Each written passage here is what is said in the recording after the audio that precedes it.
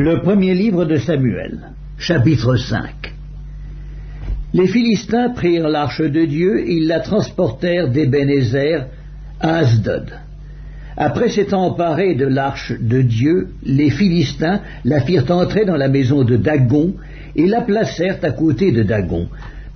Le lendemain, les Asdodiens, qui s'étaient levés de bon matin, trouvèrent Dagon étendu la face contre terre devant l'arche de l'Éternel. Ils prirent Dagon et le remirent à sa place. Le lendemain encore, s'étant levés de bon matin, ils trouvèrent Dagon étendu la face contre terre devant l'arche de l'Éternel. La tête de Dagon et ses deux mains étaient abattues sur le seuil, et il ne lui restait que le tronc. C'est pourquoi, jusqu'à ce jour, les prêtres de Dagon et tous ceux qui entrent dans la maison de Dagon à Asdod ne marchent point sur le seuil.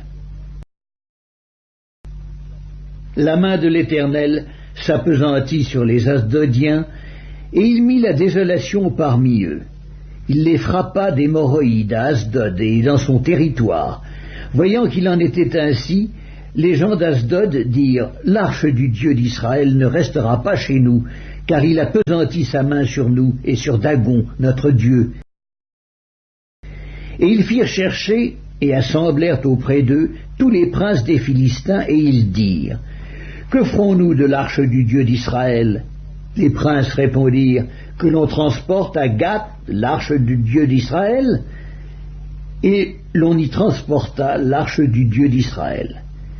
Mais après qu'elle eut été transportée, la main de l'Éternel fut sur la ville, et il y eut une très grande consternation.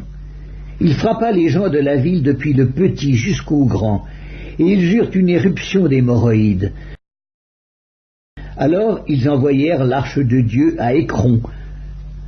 Lorsque l'arche de Dieu entra dans Écron, les Écroniens poussèrent des cris en disant « On a transporté chez nous l'arche du Dieu d'Israël pour nous faire mourir, nous et notre peuple. » Et ils firent chercher et assemblèrent tous les princes des Philistins, et ils dirent « Renvoyez l'arche du Dieu d'Israël, qu'elle retourne en son lieu, et qu'elle ne nous fasse pas mourir, nous et notre peuple. » Car il y avait dans toute la ville une terreur mortelle, la main de Dieu s'y appesantissait fortement.